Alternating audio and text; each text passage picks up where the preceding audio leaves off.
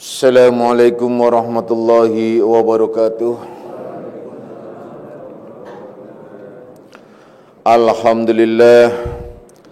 Alhamdulillahilladzi karrama bani adama wastafa minhumul ulama wa ikhtara minhumuz zuhada wal hukama wal kurama wa faddala minhumul arifina billahi wasyifat wal asma wa azaqahum lazzatal mahabbati wa qallahum haqiqatil asya'i minal ardi wassama wassalatu wassalamu ala sayyidina Muhammadin khatamil anbiya alladzi khuliqa min zatihi wa minhu jami'ul asya wa ala alihi wa ashabi sadatil awliya wa ala tabi'in wa tabi'it tabi'in lahum bi ihsanin ila yaumil jaza. Subhanaka la ilma lana illa ma 'allamtana innaka antal alimul hakim wa la haula wa la quwwata illa billahil aliyyil azim. Amma ba'du. Ma'asyiras salikin, kaum bapak dan kaum ibu jamaah pesantren Akmaliyah, anak-anak ruhani aku semuanya, baik yang hadir secara jasmani maupun nafsani, baik yang mendengarkan langsung di pesantren Akmaliyah maupun yang melalui radio online Akmaliyah. InsyaAllah mudah-mudahan di senja Ahad ini kita bersama-sama mendapatkan limpahan rahmah, maghfirah serta hidayahnya. Amin ya rabbal alamin. Mari kita lanjutkan kajian kita di dalam membahas kitab Syarhus Salikin, di mana kita masih dalam bab yang ke-10 fi damil ghurr, yakni tercelaknya orang-orang yang terpedaya, hurur.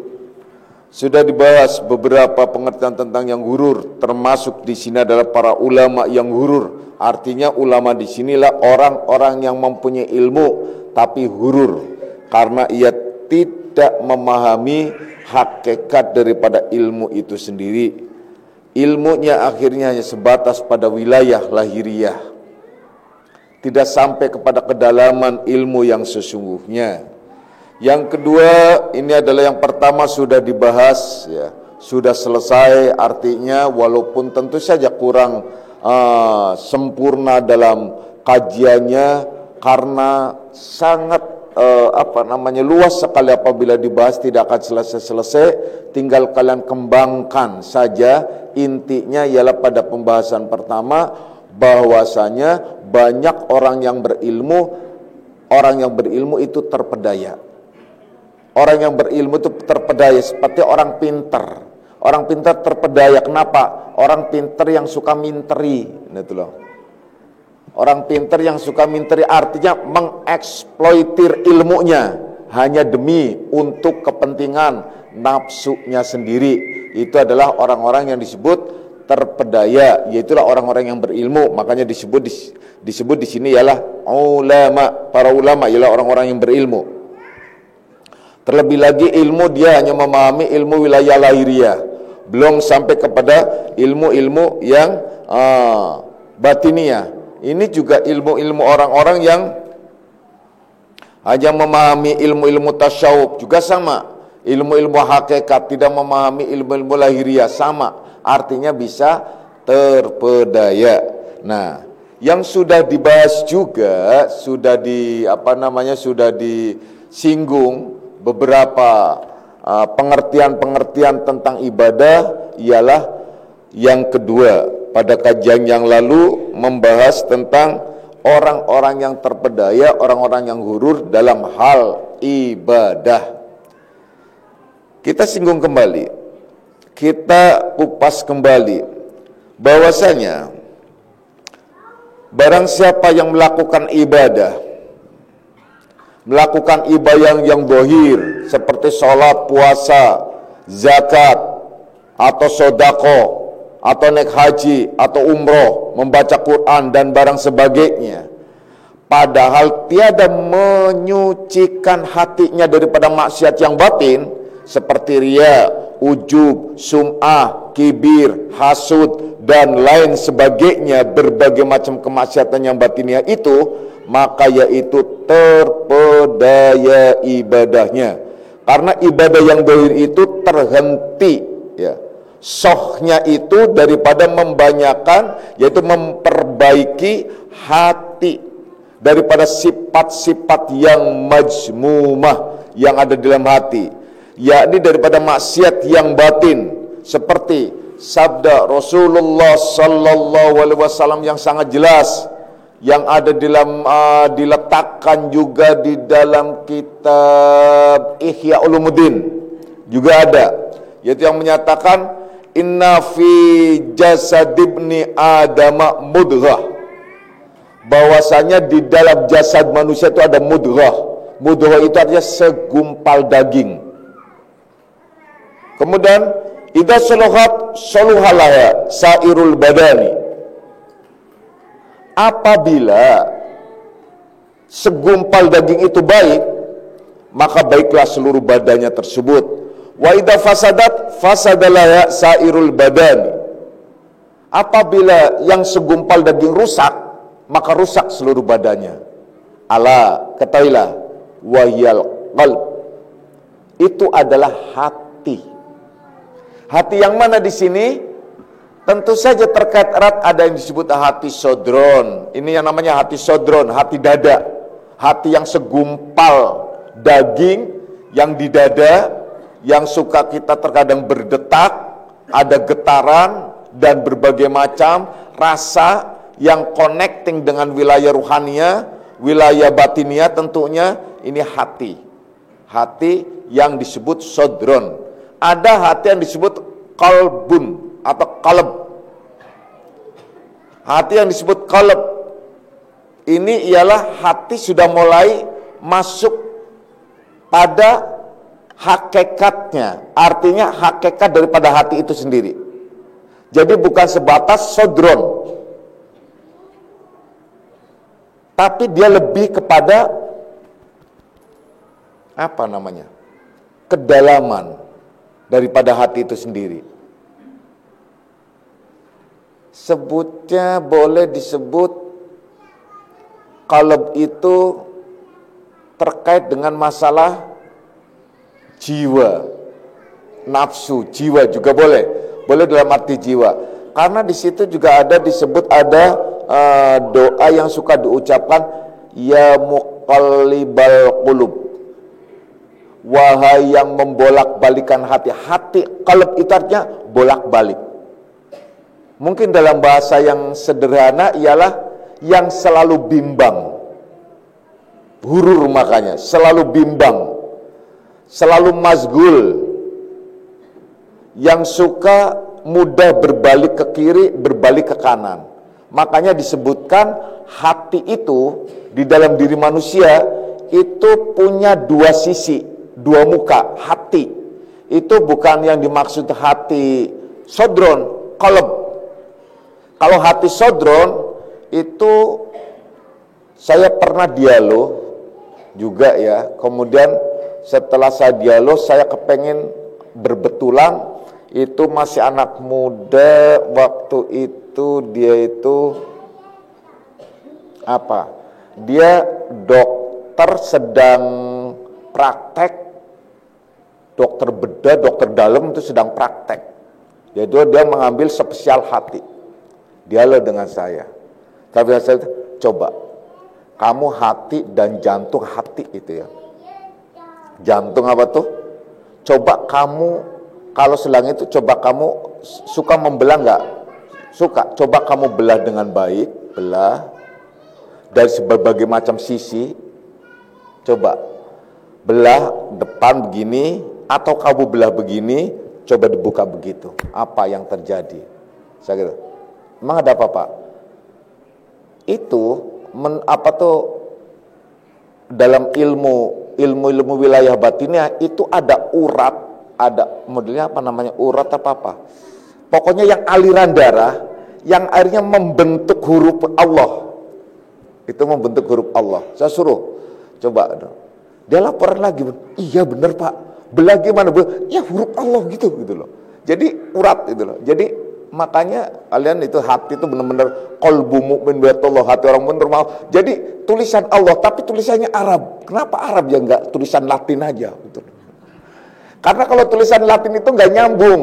Kalau Arab itu kan nyambung semuanya. Jadi Allah itu adalah, kalau alif itu kalau kalian buat tulisan Allah dalam seperti diwani ya, khotnya diwan, itu Allah tuh nyambung muter. Nah, itu hurufnya itu semacam itu, kayak huruf diwani gitu. Tapi bukan diwani maksudnya gelombangnya, tapi dia arahnya. Saya ikutin Pak, saya belah itu, kemudian potong, saya belah, benar-benar belah. Itu di situ terbelah itu jadi semacam kayak aliran darah, urat aliran darah itu membentuk huruf Allah. Bro. Tapi nggak tahu kalau barangkali ada dokter lain yang bisa membelah lagi, ternyata tulisannya bukan Allah, Hizbul Watan. Uratnya udah aneh gitu kan. Nah itu ya.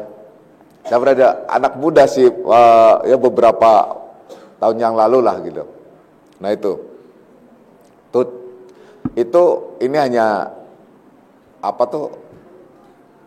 cerita aja ya. Maksudnya bahwa hati itu disebut dalam bahasa Arab tuh qalb. Qalb itu artinya bolak-balik. Makanya hati itu punya dua sisi. Disebut qalb itu adalah berarti dia adalah mudah berubah.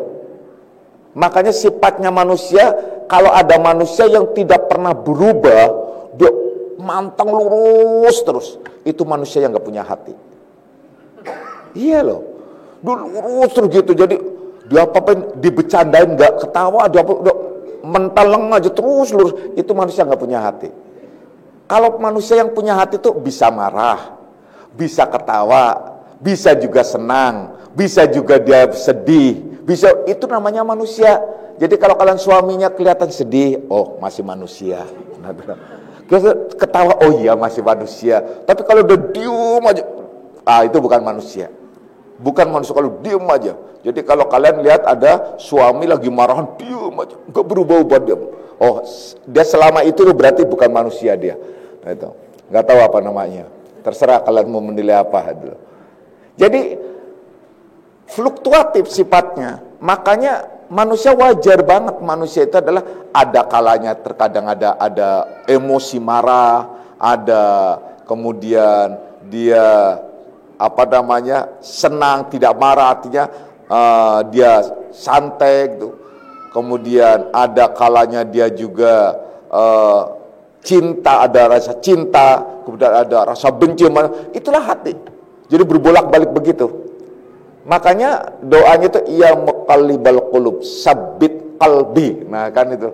Wahai yang membolak-balikan hati, tetapkan hatiku. Maksudnya tetapkan hatiku bukan hatinya tetap di sini. Maksudnya berikan kami keleluasan untuk masuk ke hati berikutnya. Mana hati berikutnya? Namanya fuad. Nah, makanya kalau punya anak namanya fuad itu bagus itu. Kenapa? Fuad itu berarti kedalaman hati. Yang disebut itu sudah masuk kepada hati latifatur robaniyah. Nah, itu fuad namanya. Fuad itu lapisan hati ketiga. Kalau sudah ketiga berarti kalau orang ini sodron, qalban, fuadan, berarti jasmani, nafsani, ruhani. Fuad berarti sudah masuk ke wilayah ruhani sifatnya. Itu hati.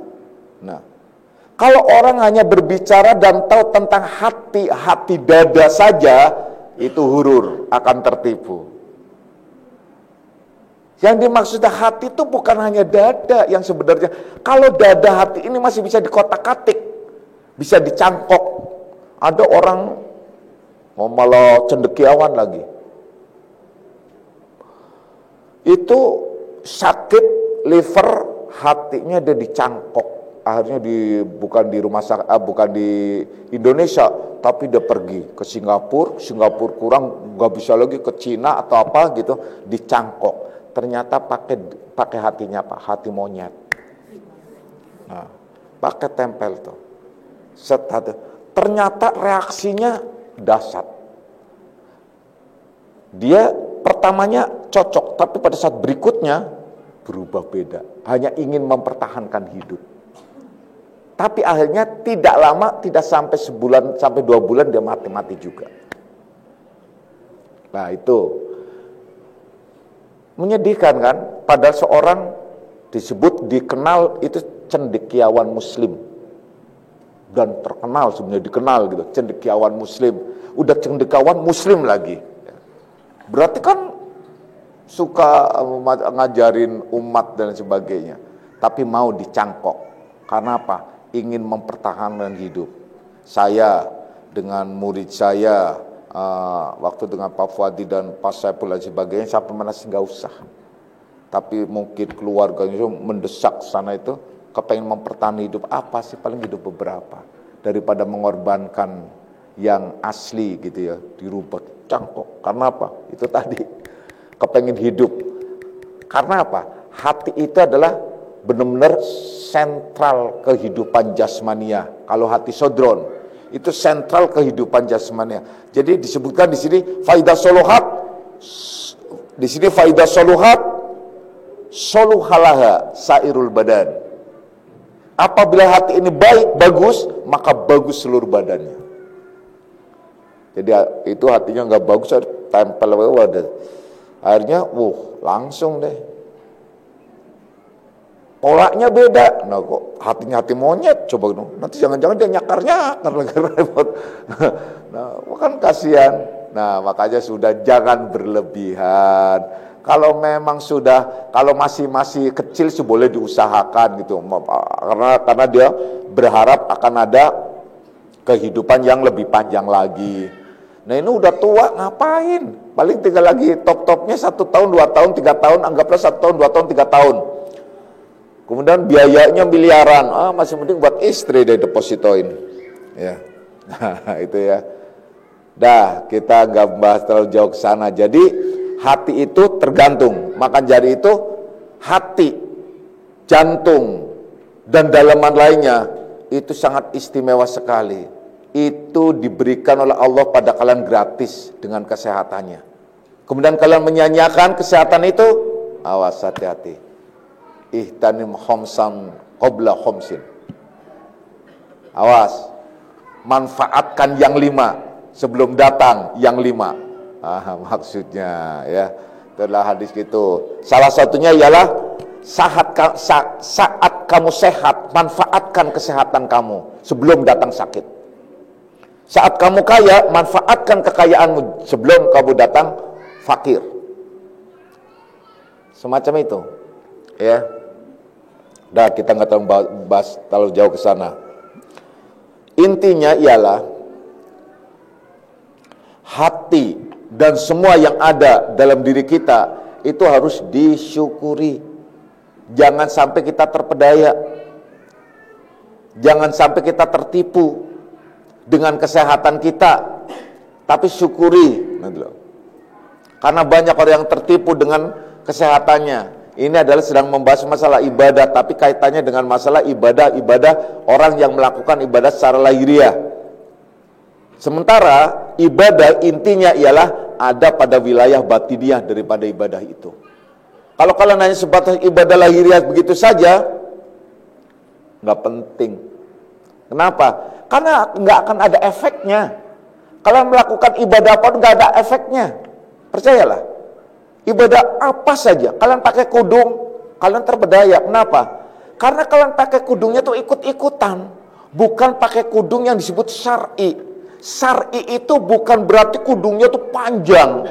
Syar'i itu ialah di mana kudung itu sampai meresap ke dalam diri.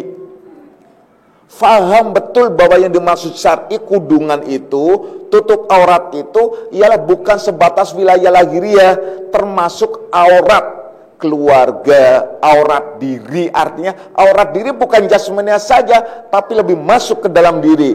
Ialah di mana status dirinya, status suaminya, status itu kan semua aurat.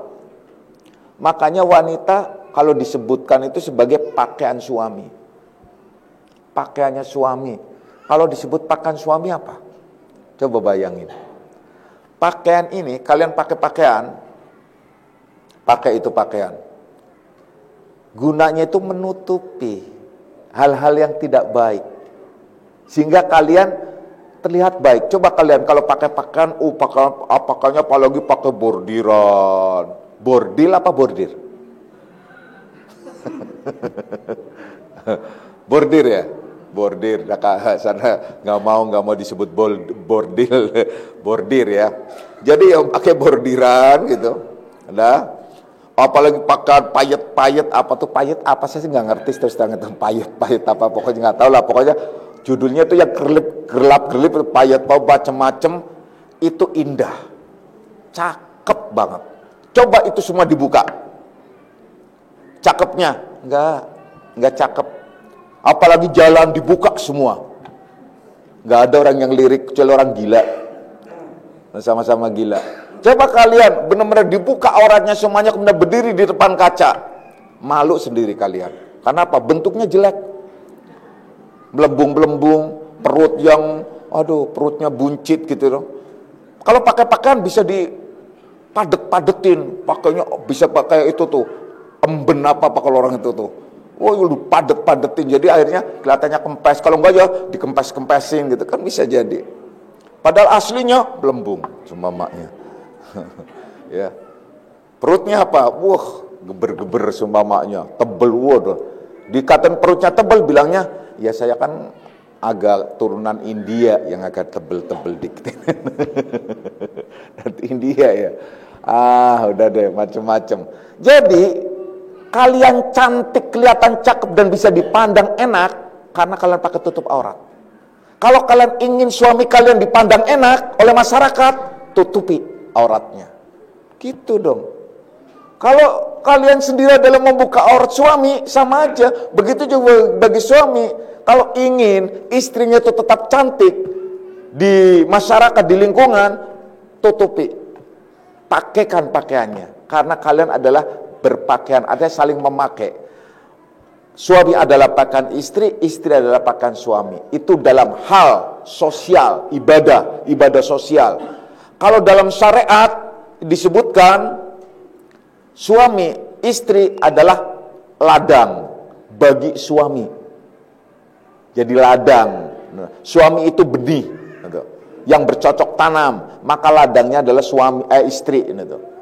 Itu dalam pengertian lain dalam Al-Quran. Tapi pengertian lain di Al-Quran juga bahwa suami itu adalah pakaian istri dan istri adalah pakaian suami. Bagaimana dia bisa enggak sih menutupi? Nah itu, kalau kalian hanya bisa tutup aurat begitu saja, itu namanya apa? Terpedaya. Kalian bisa enggak menutupi saudara kalian, saudara seiman? Kan sudah disebutkan, la yu'minu ahadukum hatta yuhibbu li akhihi kama yuhibbu li nafsihi. Belum disebut kamu, orang yang beriman sebelum kamu mencintai saudaramu sebagaimana mencintai dirimu sendiri. Berarti sama dengan kayak diri kita, bisa nggak kita menutupinya? Kalau nggak bisa menutupinya, ini persoalan. Karena apa? Berarti membuka auratnya dengan kata-kata disebut ghibah. Ghibah itu disebut al-ghibatu asyaddu minaz zina. Mengatakan keburukan saudaranya itu sama dengan lebih besar dosanya daripada zina tuh. Karena berarti sudah membuka auratnya. Jadi kalau kalian bisa tutup aurat, kenapa kalian tidak dilanjutkan sampai ke kedalaman pengertian tutup aurat itu? Kalau hanya sekedar tutup aurat lahiriah begitu saja, jangankan kalian nenek-nenek aja bisa. Anak kecil juga bisa. Tapi yang terpenting lagi ya di mana kalian bisa menutupi aurat. Yang sesungguhnya aurat dalam arti ialah mungkin dalam tanda kutip semacam kayak status dan harga dirinya istilahnya. Nah itu. Jadi begitu juga seperti ibadah-ibadah lain tidak ada efeknya. Sholat tidak ada efeknya. Kalau sholatnya itu hanya sebatas sholat lahiriah, tidak memahami dan mengerti tentang sholat itu sendiri, rusak. Makanya tidak sampai targetnya sholat yang disebut inna sholata tanha anil fasai wal munkar. Bahwa sholat itu ialah dapat mencegah perbuatan keji. Keji itu adalah penyakit hati. Nah, dan juga apalagi kemungkaran, ialah perbuatan yang lahiriah. Waduh, macam-macam. Dalam hal ini kalau orang-orang dulu itu pakainya sindiran. Apa saja dan seperti kayak Sunan Kalijaga contohnya. Sunan Kalijaga ya, kalau orang Wetan dulu Sunan Kalijogo sini. Sunan Kalijaga maksudnya pakai julukannya saja gitu, karena suka menjaga kali ya. Sunan Kalijaga itu yang terkenal syairnya dalam hal untuk menutupi dan untuk perjuangan, untuk saling menutupi, saling ini, itu yang disyairkan dengan lir ilir tandure wong sumilir tak ijo royo. Panjang itu nanti uraiannya, nggak cukup gitu, ya. Jadi walaupun kita santai, walaupun kita adalah bisa berkelakar, walaupun kita bisa melakukan apa saja, tapi kita tetap harus saling menanamkan budi. Untuk apa menanamkan budi? Agar kita adalah tetap saling mencintai bagaikan cintanya seorang pengantin baru. Nah, itu loh. Itu kan, itu semacam itu kan. Lir ilir, tandurewu sumilir, tak ijo royo. Kanggo apa tuh disebut situ, ada kanggo temanten anyar gitu. Itu sama itu. Itu artinya bukan sebatas ungkapan umum, itu benar-benar memang maksudnya ialah walau kita bisa bercanda, tapi mempunyai batas-batas. Walau kita masih bisa bertelekan, kita bisa melakukan, tapi kita mempunyai norma-norma dan rambu-rambu di mana batasan itu tidak boleh kita langgar, kita lampaui. Kalian seakrab apapun dengan teman kalian gak boleh masuk kamar pada saat ada suaminya atau pada saat ada istrinya, kan begitu. Atau sebaliknya, atau macam-macam, atau seakrab apapun kalian gak boleh menanyakan tentang kedalaman, bagaimana hubungan kalian dengan suami yang lebih jauh lagi, tentang cintanya, atau kalian mengungkapkan dan macam-macam. Itu tidak layak dan tidak harus ya, kecuali kalau sedang mencari solusi ya. Kita lanjutkan lagi. Jadi bahwasanya di dalam jasad manusia itu ada hati, maka hati yang dimaksud di sini orang akan terpedaya kalau hanya sebatas hati lahiriah. Tapi hati batiniah itu disebut qalb. Hati ruhaniah masuk ialah disebut fuad. Ya. Makanya apabila hati ini rusak, hati ini baik, maka baik seluruh badannya. Apabila hati ini rusak, maka rusak seluruh badannya. Ini hati baik secara yang disebut sodron maupun qalb. Kalau sodron jelas, siapapun kalian kalau hatinya udah rusak, pasti akan rusak badannya. Penyakit liver ini dalam penyakit macam-macam lah, banyak lah udah sumbernya. Karena hati itu adalah, kalau hatinya rusak udah berantakan, badan itu berantakan, macam-macam, udah nggak bisa deh, nggak bisa melakukan kegiatan yang semestinya. Tapi kalau hatinya itu baik, maka akan baik, sehat lagi.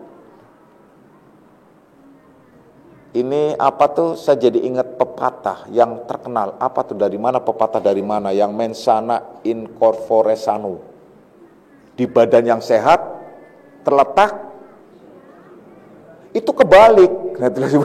Kebalik, kalau dari Islam kebalik, bukan di badan yang sehat, justru di jiwa hati yang sehat, maka adalah akan ketemu hati semuanya sehat. Ya kalau bagaimana orang bisa olahraga? Coba, bagaimana orang itu bisa olahraga kalau hatinya itu sakit? Udah gampangnya, bagaimana bisa menyehatkan badan kalau hati, artinya dalam dulu. Kalau di istilah lain lagi, kalau untuk Kecantikan itu adalah disebut istilah inner beauty, ya. Jadi kecantikan yang disebut dari dalam itu digembar-gemborkan oleh mereka-mereka. Kegantengan dari dalam, kecakapan dari dalam, kepiawaian dari dalam. Karena apa? Karena itu udah mulai nyambung secara chemistry. Jadi kalian itu adalah, bisa nggak sih? Kalian juga akan merasakan kalau berteman dengan orang yang hatinya kotor sama orang yang hatinya tulus. Itu beda. Coba deh kalian rasakan benar-benar. Itu chemistry-nya nyambung. Tapi kalau yang orang yang hanya carmuk mungkin atau hanya ini, susah, nggak bisa nyambung, susah. Itu karena apa? Karena di situ ada kontak hati yang disebut kontak qalb. Nah, kembali pada pengertian di sini bahwa hati yang ada di dalam diri kita yang disebut qalb di situ, itulah yang akan mencapai, yaitu mencapai kebaikan-kebaikan secara nafsannya yang muncul akhirnya berbagai macam kebaikan-kebaikan dalam arti sifat-sifatnya. Kalau hati rusak itu sifatnya, contohnya riya, itu hatinya rusak.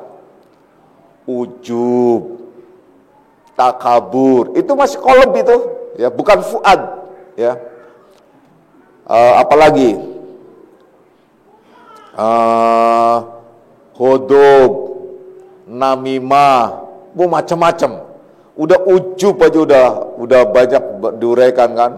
Ujub, takabur, belum lagi hasud, belum lagi hibah, belum lagi namimah, hodog, marah lagi kan. Udah macam-macam. Dan banyak lagi hal-hal lain.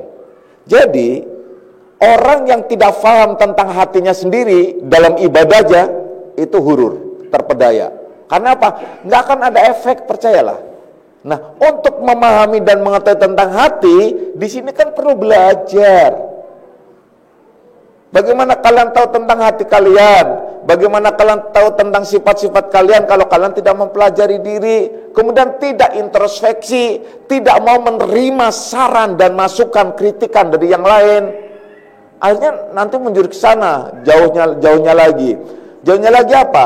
Ialah orang-orang, ya, apabila ingin tahu dalam uyubun nafsi tentang celak yang ada pada dirinya, itu salah satu di antara caranya ialah berteman dengan orang yang benci terhadapmu, atau mendengarkan perkataan orang yang benci terhadapmu.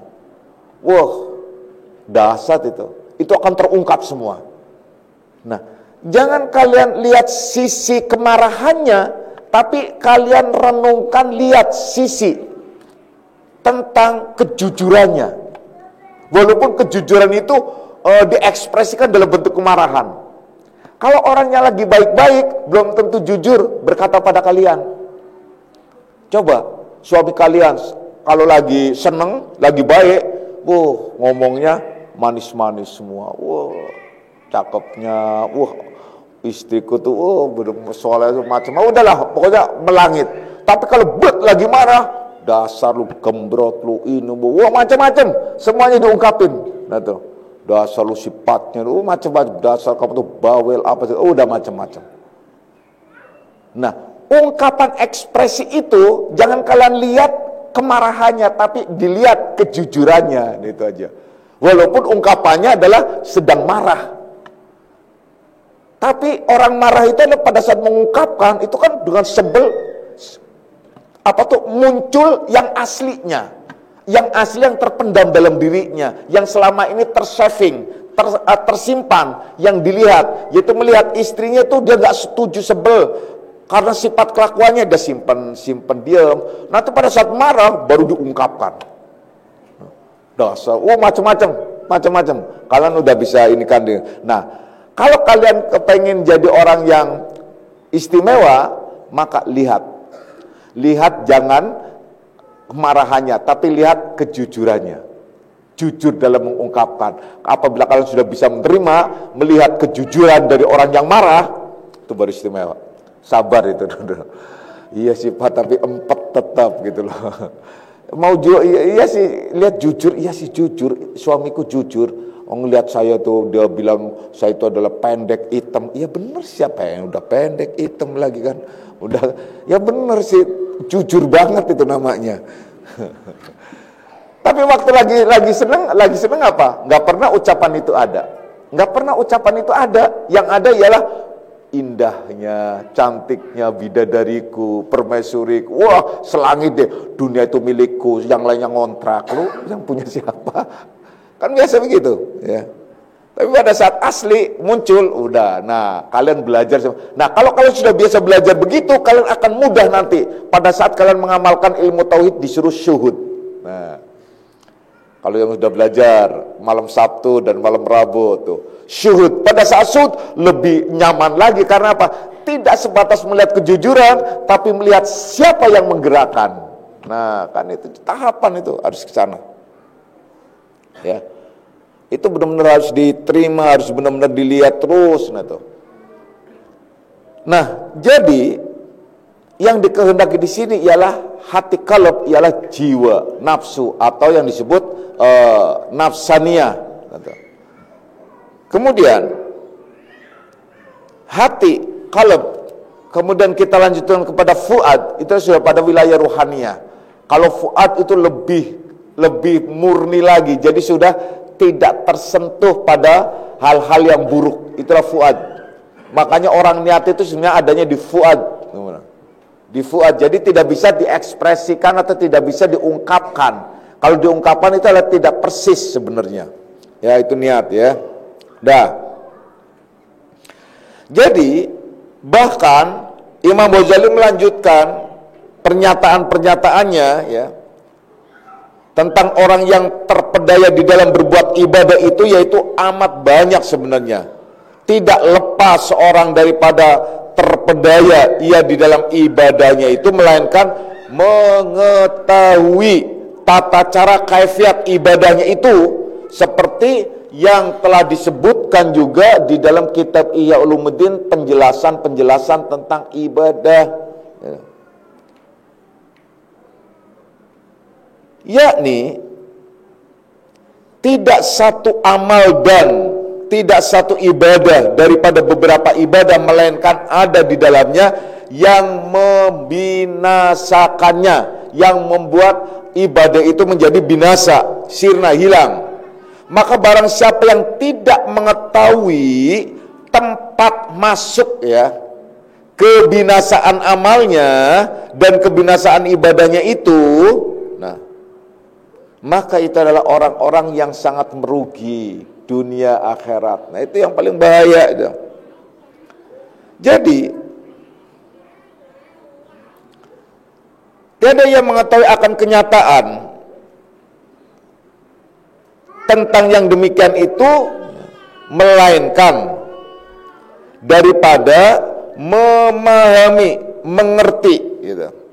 Memahami, mengerti tentang hakikat daripada ibadah-ibadah tersebut. Contohnya seperti saat kalian wudu, saat kalian sholat, saat kalian puasa, saat kalian zakat, saat kalian haji atau umroh, atau berbagai macam ibadah, termasuk yang Bapak jelaskan tadi, kalian bagi wanita tutup aurat, laki-laki tutup aurat, dan seterusnya dan seterusnya. Kalau faham dan tahu persis hakikat daripada ibadah tersebut, maka dia tidak akan terpedaya. Kalau dia tidak tahu, pasti terpedaya, dan ibadahnya tidak ada efek dalam kehidupannya. Padahal semua ibadah yang diperintahkan oleh Allah dan dicontohkan oleh Rasulullah Sallallahu Alaihi Wasallam itu akan menyebabkan dalam kehidupannya itu ialah kebaikan dalam wujud akhlak yang disebut akhlakul karimah, akhlak yang mulia. Makanya orang yang beribadah berarti orang yang beragama. Maka orang yang beragama itu ialah orang yang akhlaknya mulia. Apabila ada orang beragama tidak berakhlak mulia, maka hakikatnya dia bukan orang yang beragama. Karena ia tidak mengamalkan apa yang diperintahkan Allah dan dicontohkan oleh Rasulullah Sallallahu Alaihi Wasallam. Itu yang sesungguhnya. Seperti dijelaskan tadi, bahwasanya banyak orang yang terpedaya dalam melakukan berbagai macam ibadah-ibadah, termasuk membaca, banyak sekali seperti membaca Quran. Dia hanya mendayu-dayu membaca Al-Qurannya, tapi tidak mengamalkan apa yang dibaca. Apabila dia tidak mengamalkan apa yang dibaca, hanya dilantunkan dan dilantunkan sebagai sebagai keindahan dalam nada, ya, itu bahaya banget. Akan terkena oleh firman Allah, ya ayyuhalladzina amanu lima taquluna ma la taf'alun kabura maqtan indallahi an taqulu ma la taf'alun. Yakni, wahai orang-orang yang beriman, mengapa sih kamu mengatakan sesuatu yang tidak kamu perbuat? Kamu mengucapkan, kamu membaca Al-Quran, tapi kamu tidak memperbuat apa yang ada dalam Al-Quran itu. Kabura maqtan indallah, amat besar kebencian di sisi Allah. Taqulu ma la taf'alun, orang-orang yang mengatakan tapi dia tidak memperbuatnya, orang yang membaca Al-Quran tetapi tidak melakukan apa yang dibacanya. Itu sama itu loh. Jadi banyak lagi. Itu orang yang terpedaya apa? Terpedaya membaca Quran. Memang ada di dalam hadis, zayyinul Quran bi aswatikum, hiasi Al-Quran itu dengan suaramu. Tapi bukan sebatas menghiasi Al-Quran dengan suara itu saja, tapi jadikanlah Al-Quran itu sebagai hiasan dalam wujud akhlakul karimah. Karena Al-Quran itu disebut Al-Quran itu ialah khuluquhum nas. Al-Quran itu adalah akhlaknya manusia. Dan pembentukan akhlakul karimah ialah melalui pemahaman dan pengertian apabila kalian membaca dan mengerti, paham tentang Al-Quranul Karim. Dari segala arah, dari segala apa saja.